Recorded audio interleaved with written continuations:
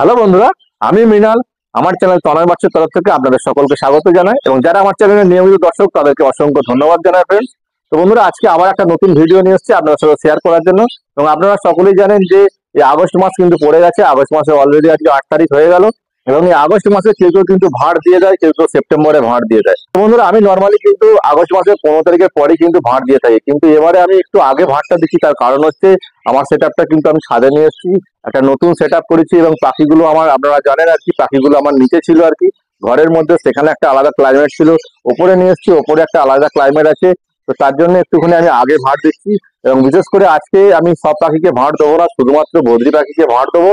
এবং আপনারা সকলেই জানেন আগের সিজনে কিন্তু বদ্রি পাখি আমি সেপারেট কেজে ব্রিডিং করিয়েছিলাম এবং টোটালটাই কিন্তু এবারে আমি কলোনিতে ব্রিডিং করাবো। তো এবারে আমি ফার্স্ট টাইম কিন্তু কলোনিতে ব্রিডিং করাবো ফ্রেন্ডস। তো তার জন্য একটুখানি আগে আমি ভাড়টা দিয়ে দিচ্ছি, কেননা পাখিগুলো একটু সেট হতে একটু টাইম লাগবে, সেই জন্য একটু আগে ভাড় দেবো। তো টোটালটাই কিন্তু আজকের এই ভিডিওতে আমি শেয়ার করবো। বিশেষ করে যারা নতুন বিডার আছেন তাদের জন্য কিন্তু খুবই উপকারে লাগবে। আপনারা ভাড় কিভাবে লাগাবেন পাখিকে এবং বদ্রি পাখি ব্রিডিং এর জন্য আপনারা কিভাবে পাখিকে রেডি করবে, কখন আপনারা ভাড় লাগাবেন, তো কিছু কিছু টিপস আমি এই ভিডিওর মাধ্যমে আপনাদের সাথে শেয়ার করবো। আপনারা ভিডিওটা সম্পূর্ণ দেখার চেষ্টা করবেন ফ্রেন্ডস। একটা কথা বন্ধুরা আপনাদের বলে রাখি, যদি ভিডিওটা ভালো লাগে তাহলে কিন্তু অবশ্যই একটা লাইক করবে, কিন্তু লাইক কিন্তু সবাইই পেতে ইচ্ছা করে। আর যদি চ্যানেলে নতুন হয়ে থাকেন তো অবশ্যই তাহলে চ্যানেলটাকে সাবস্ক্রাইব করে চ্যানেলের পাশে থাকবেন ফ্রেন্ডস। তো বন্ধুরা চলুন আর দেরি না করে ভিডিওটা স্টার্ট করা যাক।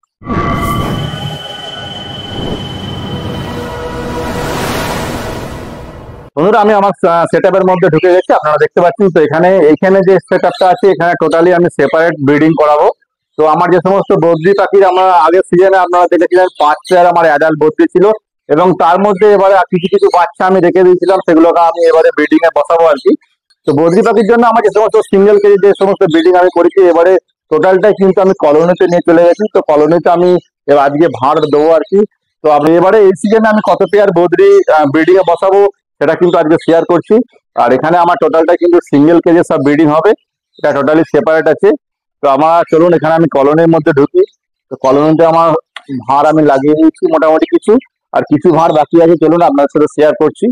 ফ্রেন্ডস, যেটা দেখতে পাচ্ছেন এটা টোটালটা কিন্তু বদ্রি কলোনি করেছি এবং এর সাথে আমার কিছু কিছু ককটেল পাখি আছে, মানে যেগুলো আমার লাস্টের বাচ্চা যেগুলো হয়েছে ককটেলের, কয়েকটা বাচ্চা আমি রেখে দিচ্ছি ককটেলের এখানে একসাথে। সেগুলোকে এবারে আমি ব্রিডিং এ দেবো না, এখন যেহেতু ওদের এখনো বয়স হয়নি তাই আমি ব্রিডিং এ দেবো না। তো বদ্রি পাখিগুলো মোটামুটি বয়স হয়ে গেছে, কিছু তো আমার অ্যাডাল্ট পেয়ার আছে একার, আর কিছু বদ্রি পাখি আছে যেগুলোকে আমি এবারে নতুন করে হাঁড়ি দেবো আর কি। তো হাঁড়িটা এখানে দেওয়ার জন্য দেখতে পাচ্ছেন এখানে আমি বাঁশ লাগিয়ে দিয়েছি এগুলোতে, তো হাঁড়িগুলো বসানোর জন্য। তো হাঁড়িগুলো আপনারা কি করবেন, বদ্রি পাখির জন্য মিডিয়াম সাইজ হাঁড়ি নেবেন ফ্রেন্ডস। দেখতে পাচ্ছেন এখানে মিডিয়াম সাইজ হাঁড়িটা নিয়েছি আমি। এরকম মিডিয়াম সাইজ হাঁড়ি নেবেন আপনারা বদ্রি পাখির জন্য, খুব ছোট নেবেন না আবার খুব বড় নেবেন না। লাম্বাটার যেরকম হাঁড়ি হয় তার থেকে একটুখানি ছোট নিলেও অসুবিধা নেই।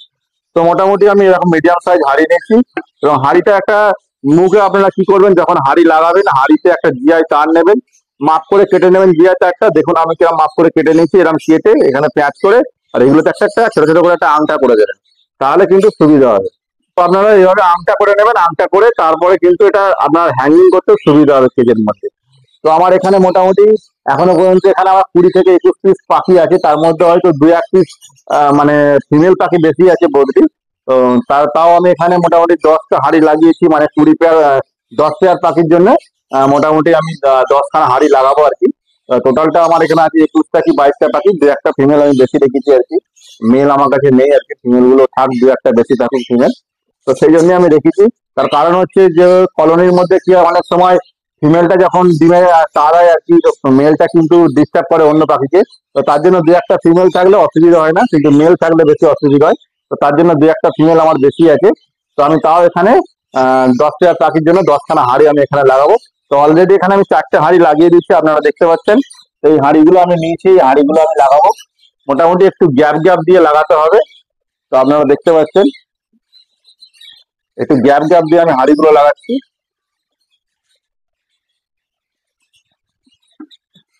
তো ফ্রেন্ডস, তো এবারে আমি ফার্স্ট টাইম কিন্তু কলোনিতে ব্রিডিং করছি, আমি জানি না কতখানি কি করতে পারবো, কেননা আমার আগের বছর আমার বদ্রি পাখির ব্রিডিং আপনারা দেখেছেন, এক একটা পেয়ারে কিন্তু 5টা 6টা 4টে করে কিন্তু বাচ্চা হয়েছে।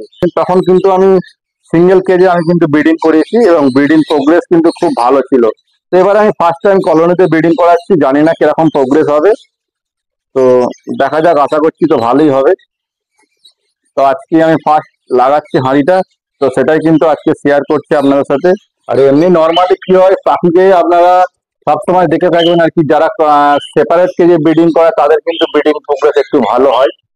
সব সময়ের জন্যই কিন্তু সেপারেট কেজে ব্রিডিং প্রোগ্রেস কিন্তু ভালো হয়, কেননা কলোনিতে করলে কি হবে, কলোনিতে করলে একে অপরের সাথে প্রচন্ড মারপিট করে পাখি, এবং বিশেষ করে বদ্রি পাখি থেকে, বদ্রি পাখি বিশেষ করে প্রচন্ড মারপিট করে, কেননা ওদের ভাঁড় দখলের কিন্তু একটা ব্যাপার থাকে।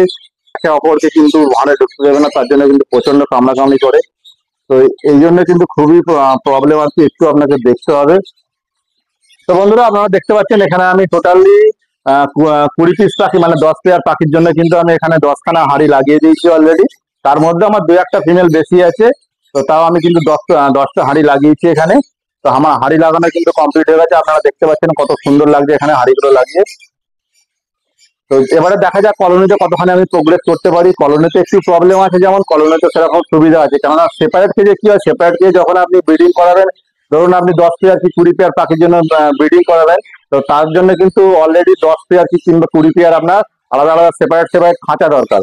কিন্তু কলোনিতে কি হয়, সমস্তটা কিন্তু একসাথে আপনার আহ, একসাথে রেখে দিলেন, কোনো অসুবিধা নেই। এবং ওই যদি সেপারেট কেজে কি হয়, আপনাকে ওই প্রত্যেকটা কেজে আলাদা আলাদা করে জল দিতে হবে, প্রত্যেকটা কেজে আলাদা আলাদা করে খাবার দিতে হবে, এবং জলের বাটিগুলো কিন্তু প্রত্যেকদিন ধুতে হবে।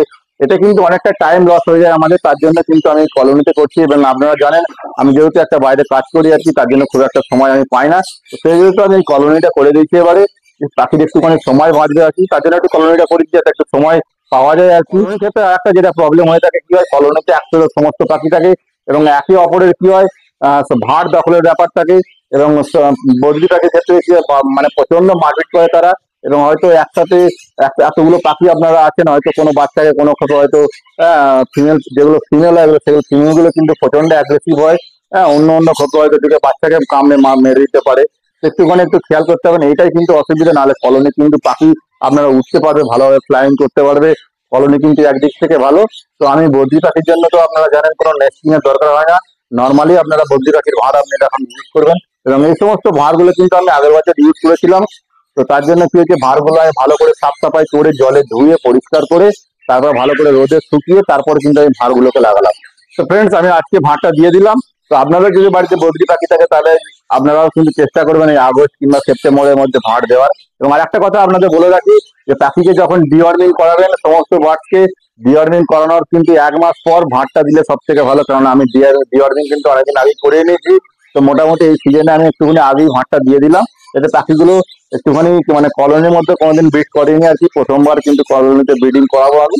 তো তার জন্য একটু টাইম নেবে, সেই জন্য কয়েকদিন আগে আমি ভাতটা দিয়ে দিলাম। যদি ভিডিওটা ভালো লাগে তাহলে অবশ্যই কিন্তু একটা লাইক করে দেবেন, কারণ লাইক কিন্তু সবাই পেতে ইচ্ছা করে, লাইক করলে কিন্তু ভিডিও করার মোটিভেশন বাড়ে। লাইক করলে কিন্তু ভিডিও করতে আগ্রহী থাকে মানুষের মধ্যে। তো অবশ্যই একটা কিন্তু লাইক কিন্তু আশা করা যায়। আর যদি আপনাদের কোনো কিছু পাখি সংক্রান্ত যদি কোনো বিষয় যদি আপনাদের জানতে ইচ্ছা হয়, বা যদি কিছু কমেন্ট করার থাকে, তাহলে অবশ্যই কমেন্ট করে উত্তর দেবেন। এবং ডেসক্রিপশনে আমার নাম্বার দেওয়া থাকবে, আপনারা সেখান থেকে কিন্তু চাইলে ফলো করতে পারেন কিংবা হোয়াটসঅ্যাপে মেসেজ করতে পারেন। তো ফ্রেন্ডস, ভিডিওটা আজকের মতো এইটুকুই। আবার দেখা হচ্ছে পরবর্তী কোনো ভিডিও, পরবর্তী কোনো টপিক নিয়ে। আপনারা ভালো থাকবেন, সুস্থ থাকবেন। টাটা।